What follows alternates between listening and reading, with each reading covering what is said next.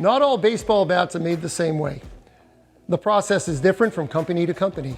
Let us show you at Dovetail Bat how we make a better bat.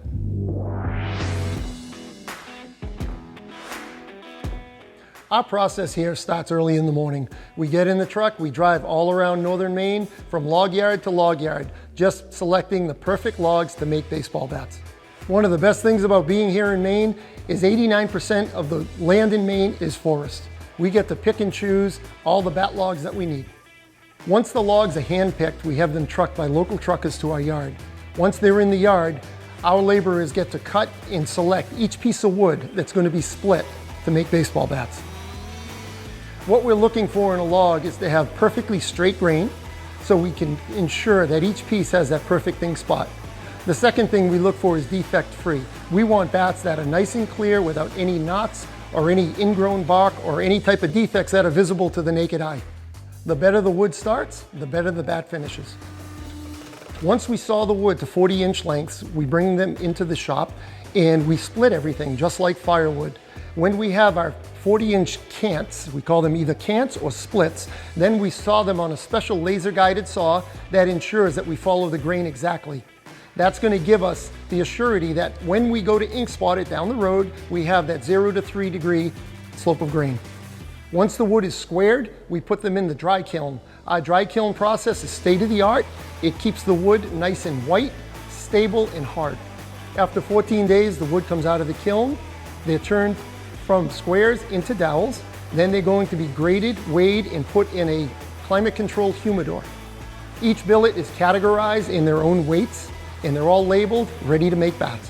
When it's time to make the bats, the billets are selected by hand, put into an automated machine. This is the only time that it's fully run by a computer. And that's important because of the accuracy that we require on the dimension and on the weight of the wood. All of our bat profiles are filed in a catalog for all of our players. We have over 3,000 models that are embedded into this computer, and at any time we can pull out an individual model and we can edit it according to what the player is asking for. When we make a bat, we have a couple different options on the knobs. We have the traditional knob, which is just round, like you've seen. We have it in a flare, we have the straight traditional with the shoulder on it, and we have a really large flare. Another option we have is the Pro XR knob.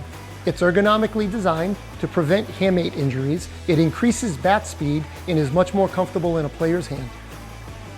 After the bat is cut, it goes on to the sanding process. This is done 100% by hand. When it's being sanded, it has to be sanded down to the proper weight that a player is asking for. It's a very precise process that we do, and it also includes the boning process. After the bat is initially sanded, we cut the nubs off the end of the bat, we sand the ends, and then we buff them. Now we're on to the finish process. All the colors are applied, the logos that are chosen are applied, and then we put our state-of-the-art clear coat or granite grip finish or matte finish on the bat. The next step, unfortunately, is proprietary. I'm sorry we can't show, but it does create the hardest finish in the game. Then the bats are shipped into the laser engraving room. All the pertinent information is put on the bats. Then we bring it over to the color fill. We hand ink each bat.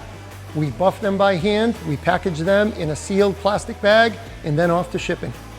And that's how we create the best bats in the game for power and performance.